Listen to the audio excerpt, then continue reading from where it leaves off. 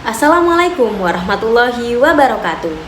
Perkenalkan, saya Indah Nur Fadilah, mahasiswa PPG Prajabatan gelombang 1 tahun 2022 Universitas Nahdlatul Ulama Surabaya.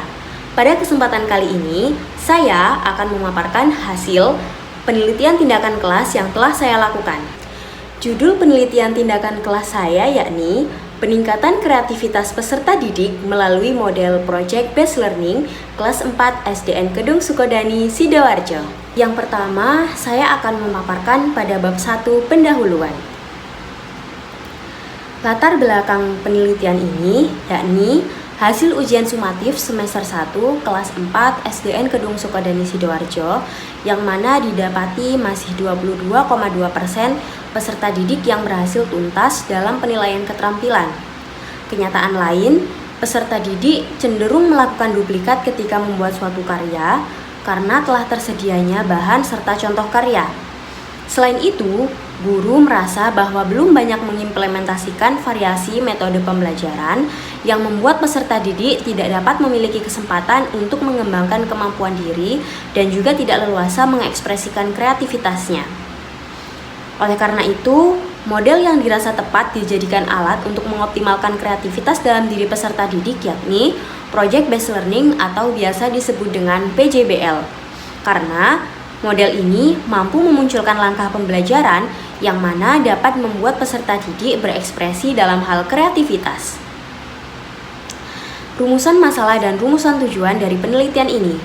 Rumusan masalahnya yakni apakah penggunaan model pembelajaran Project Based Learning dapat meningkatkan kreativitas siswa kelas 4 SDN Kedung Sukodani, Sidoarjo? Dan juga tujuan yang telah dirumuskan yakni untuk meningkatkan kreativitas siswa kelas 4 SDN Kedung Sukodani, Sidoarjo.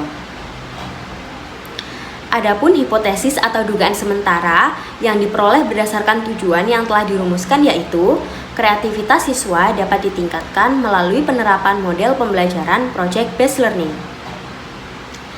Manfaat penelitian ini yakni bagi peserta didik, bagi guru, sekolah, dan juga peneliti lain.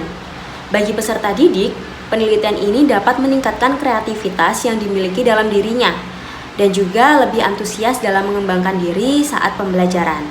Bagi guru, penelitian ini dapat dijadikan sebagai masukan untuk meningkatkan kreativitas peserta didik saat proses pembelajaran.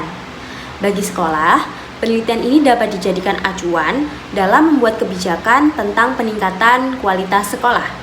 Dan bagi peneliti lain, hasil penelitian ini dapat dijadikan acuan dalam melakukan penelitian yang sejenis. Kemudian, saya akan memaparkan pada bab 2 kajian pustaka. Di sini, saya memaparkan kajian teori yang relevan. Pertama, yakni tentang kreativitas peserta didik yang dapat diartikan sebagai kemampuan siswa menciptakan hal-hal yang baru dalam belajarnya. Kemudian, mengenai model Project Based Learning atau PJBL, yakni model pembelajaran yang berbasis proyek dengan sintak yang telah ditetapkan. Kemudian, mekanisme PJBL yang mempengaruhi kreativitas. Aktivitas dalam model pembelajaran PJBL dapat meningkatkan kreativitas peserta didik. Kemudian, penelitian lain yang relevan dengan penelitian saya, yakni penelitian oleh Wati dan Linda pada tahun 2013 dalam penelitian tentang penerapan model pembelajaran Project Based Learning untuk meningkatkan kreativitas siswa MAN 1 Kebumen, bahwa hasil penelitian dan pembahasan didapati pelaksanaan pembelajaran fisika melalui pembelajaran Project Based Learning dapat meningkatkan kreativitas siswa kelas 10-6 MAN 1 Kebumen. Adapun kerangka berpikir yang telah saya cantumkan yakni pada gambar 2.1 bagan kerangka berpikir. Dari pembelajaran diperoleh permasalahan yang pertama, guru kurang berinovasi dalam menyampaikan pembelajaran. Yang kedua, peserta didik kurang kreatif saat pembelajaran. Dan juga yang ketiga, hasil belajar tidak dapat mencapai target. Dari permasalahan tersebut, dicarikan solusi yakni pembelajaran dengan penerapan model Project Based Learning atau PJBL. Tujuannya untuk meningkatkan kreativitas peserta didik dan dengan dampak meningkatnya kreativitas peserta didik dan juga meningkatnya hasil belajar peserta didik.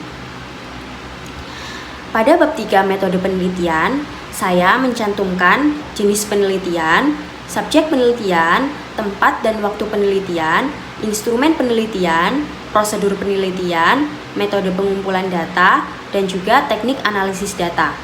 Yang pertama, jenis penelitian saya yakni berjenis penelitian tindakan kelas atau PTK. Adapun subjek penelitian saya yakni 18 peserta didik kelas 4 SDN Kedung Sukodani yang terdiri dari 10 siswa laki-laki dan juga 8 siswa perempuan. Tempat dan waktu penelitian yakni SDN Kedung Sukodani, Kecamatan Balongbendo, Kabupaten Sidoarjo, yang dilaksanakan sejak 20 Februari 2023 hingga 6 Mei 2023.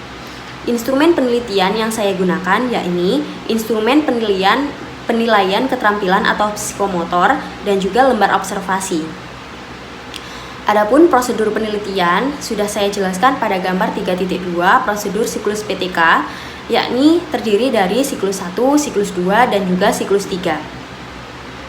Dan dilanjutkan hingga sampai terjadinya perbaikan. Adapun metode pengumpulan data, teknik pengumpulan data observasi menghasilkan data berupa apa yang dilakukan peserta didik dalam kelas saat melakukan pembelajaran. Pelaksanaan observasi menggunakan lembar yang berisi indikator kreativitas yang muncul pada diri peserta didik saat proses pembelajaran. Adapun indikator pengukuran kreativitas meliputi kelancaran, kelenturan atau keluasan, orisinalitas, dan juga kerincian. Sedangkan data dari dokumentasi berupa lembar perencanaan dan juga LKPD yang dilaksanakan peserta didik serta lembar penilaian keterampilan oleh guru untuk melihat hasil kreativitas peserta didik. Teknik analisis data yakni lembar observasi dianalisis menggunakan rumus P sama dengan N kecil bagi N besar dikali 100%, yang mana P merupakan persentase banyaknya peristiwa yang tampak, N kecil merupakan banyaknya peristiwa yang tampak, N besar jumlah kegiatan seluruhnya. Dalam menganalisis data, ketuntasan kreativitas peserta didik dari hasil penilaian keterampilan dihitung menggunakan rumus N besar sama dengan jumlah peserta didik tuntas kali 100%. Keterangan N besar yakni persentase kerampungan atau ketuntasan. Adapun indikator keberhasilan pada penelitian saya yakni meliputi peningkatan hasil belajar pada ranah psikomotor minimal 85%. Pada bab 4 hasil penelitian dan pembahasan.